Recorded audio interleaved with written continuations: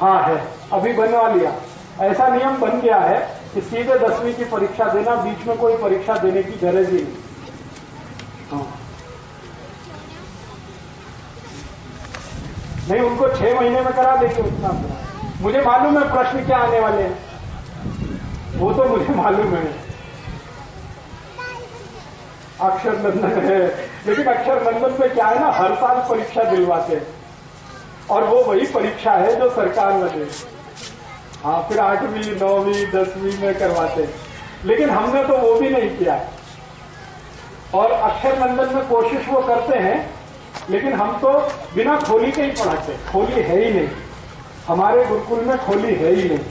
बस ऐसे झाड़ हैं, उनके नीचे सब पढ़ाई होती है। क्योंकि खोली में पढ़ाई जो है ना, वो बहुत बकवास है।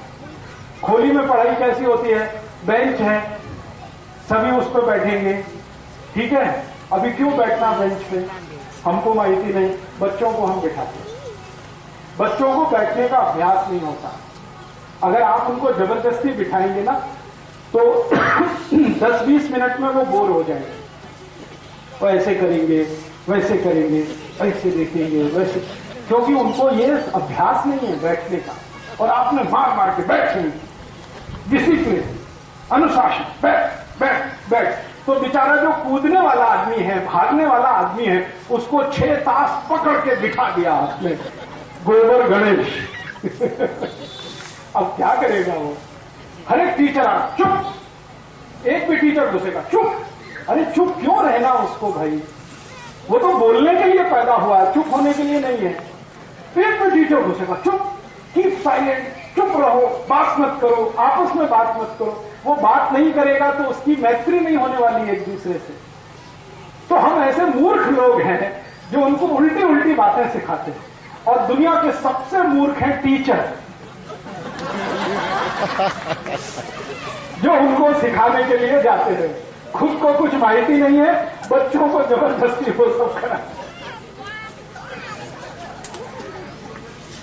अभी देखिए एक और समस्या है, बेंच है ना, बेंच या क्लासरूम, तो वो कैसा है, ऐसे एक लाइन है, ऐसे एक लाइन है, माने वर्गाकार है या तो आयताकार है, रेक्टेंगल है या तो स्क्वायर है।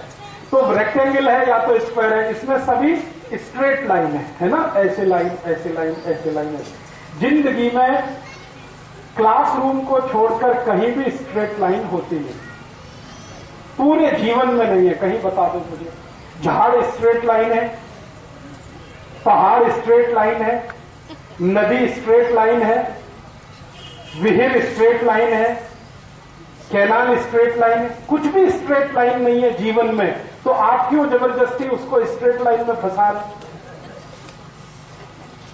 अच्छा, मैं एक और माहिती देता हूं। हमारे शहरों में बड़े बड़े फ्लैट्स हैं, अपार्टमेंट्स हैं, सब स्ट्रेट लाइन में है कि नहीं? अच्छा, गांव में कौन सी चीज स्ट्रेट लाइन में है? गांव की गली ऐसे है ना, है कि नहीं? और मैं आपको माहिती देता हूं कि जो लोग स्ट्रेट लाइन वाले अपार्टमेंट्स में रहते हैं, उनमें कभी भी प्रेम और भाईचारा हो नहीं सकता। और जो ऐसी ऐसी गलियों में रहते हैं, वो सभी प्रेम और भाईचारे से रहते हैं। गांव में एक मीटिंग बुलानी है, सब लोग आ जाएंगे आधा घंटे में, शहर में बुला के देखो, और वो भी किसी अपार्टमेंट में बुला के देखो, कोई नहीं आएगा, क्योंकि स्ट्रेट लाइन एक दूसरे को काटती है, हमेशा काटेगी ही। इसलिए स्ट्रेट लाइन में गांव का कोई घर नहीं बनाया जाता। गांव के घर वैसे होते हैं जैसे झाड़, नदी, पहाड़ होते हैं। झाड़ टेढ़ा मेढ़ा है, घर भी टेढ़ा मेढ़ा है, नदी टेढ़ी मेढ़ी है, हमारी गांव की गली भी टेढ़ी मेढ़ी है। प्रकृति जैसी है वैसे गांव होते हैं।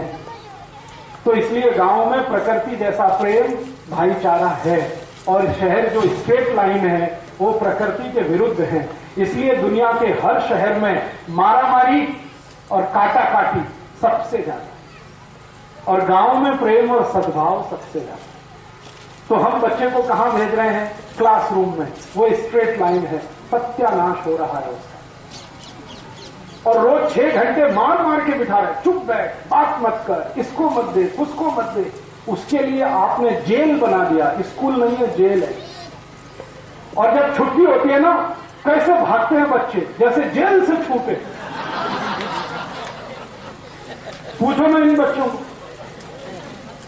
क्योंकि उनको 6 घंटे त्रासदायक आपने पकड़ के रखा है। बेचारे वो बैठना नहीं चाहते, वो तो खेलना, कूदना, उछलना, सब उनका काम वही है।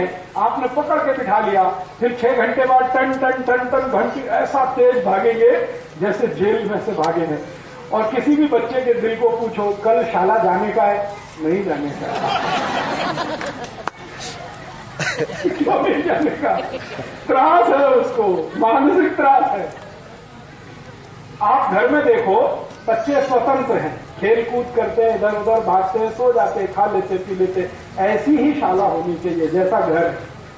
तब तो वो जाएंगे, नहीं तो थोड़े दिन के बाद बोर होके वापस आएंगे। फिर आप बोलेंगे कि जो बोर नहीं हुआ वो इंटेलिजेंट है, क्योंकि वो बेचारा चुपचाप क्लासरूम में बैठ गया, टीचर ने जैसा कहा उसने लिख लिया। आप कहेंगे बड़ा अनुशासन वाला है, बहुत होशियार है, सत्यानाश उसका हो गया दिमाग का। आप कह रहे हैं बड़ा होशियार है।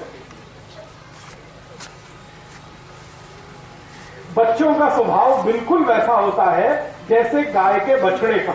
गाय का बछड़ा है ना, आप उसको बांध के रखो, कितना त्रास है उसको, और छोड़ के रखो, कितना खुशी से इधर भागेगा, उधर भागेगा, फिर अपनी आई के पास वापस आ जाएगा, फिर भाग के जाएगा। फिर ऐसे ही बच्चे होते हैं, वो भागेंगे, दौड़ेंगे, फिर आई के पास आएंगे, फिर जाएंगे, फिर आएंगे।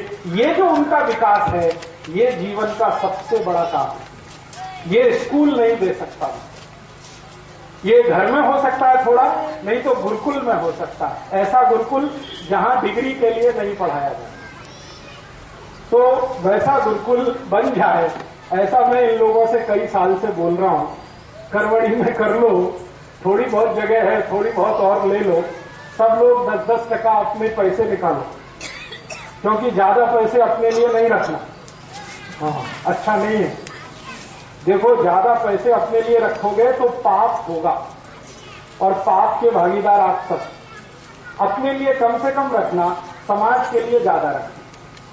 तो गुरुकुल बना लो, अच्छे से बना लो, मैं उसमें टीचर हो जाऊंगा और आपको टीचर बनाऊंगा।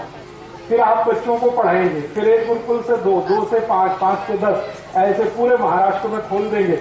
और मैं आपको गारंटी देता हूं, सब स्कूल बंद हो जाएंगे। हमारे गुरुकुल अगर शुरू हो गए तो सब शाला बंद हो जाएगी, क्योंकि बच्चे सब भागकर यहीं आएंगे। वो अपने आई बाबा को कहेंगे वहां जाने का, क्योंकि वहां ज्यादा अच्छी पढ़ाई है। पढ़ाई माने सीखना, ज्ञान लेना, और उसका कोई मतलब नहीं है। पढ़ाई का माने ये नहीं है ABCD, पढ़ाई का माने ये नहीं है काखा गागा, ये तो अक्षर ज्ञान है, इसका पढ़ाई से कोई संबंध नहीं है। ज्ञान जो जीवन को चलाने के लिए उपयोगी है, वो पढ़ाई का हिस्सा है। तो वैसा एक करें तो सही शिक्षा इनको मिले। ऐसी ही शिक्षा में राम कृष्ण पढ़े थे। राम तो पता है गुरुकुल में ही गए, कृष्ण भी गुरुकुल में गए, और कृष्ण और राम के बाद के सारे हिंदुस्तान के महान लोग गुरुकुलों से ही निकले। तो गुरुकुलों से निकले हैं इतने सारे महान लोग, तो आगे फिर निकलेंगे, क्योंकि वहां ज्ञान आधारित पढ़ाई थी। डिग्री आधारित पढ़ाई हमारे देश में कभी रही नहीं। ये अंग्रेजों के यहाँ की डिग्री आधारित पढ़ाई। वो जब भारत में आए तो उन्होंने वही पढ़ाई यहाँ पे शुरू कर दी। अब वो चले गए, हमने वो आज तक बदली नहीं है, वो वैसे ही चल रहे। तो आपके छोटे बच्चे हैं ना, उनको आप ऐसे ही अभ्यास कराइए जैसी मैं माहिती दे रहा हूं। जबरदस्ती शाला भेज के अभ्यास करा के कुछ लाभ नहीं है। वो कभी कहे शाला नहीं जाने का, तो बोलिए ठीक है नहीं जाने का, घर में रहने का, क्या करना है शाला, उनको प्रोत्साहित करने का। अभी वो शाला नहीं जाएंगे तो आई बाबा मार मार के उनको शाला भेज के आए। क्यों नहीं जाएगा? फेल हो जाएगा। अरे पास होके क्या करने वाला है, जो फेल होने से आप डर रहे हैं? कभी मत डरिए। मेरा तो ये मानना है जो बच्चे फेल हो गए वो ज्यादा अच्छे हैं, क्योंकि उनका दिमाग खराब नहीं हुआ अभी। जो जिनको 100% नंबर आ गया वो तो बिल्कुल गए, किसी काम के नहीं है, क्योंकि वो तो x+y² ही पढ़ेंगे, उनको बाकी कुछ आएगा ही। इसलिए फेल होने से घबराइए मत, ज्यादा पास होने का दबाव डालिए मत। ज्यादा अंक लाने का दबाव डालिए मत, क्योंकि नंबर से डिग्री से दुनिया में कभी भी कुछ हुआ नहीं, आगे भी होगा नहीं। ठीक है।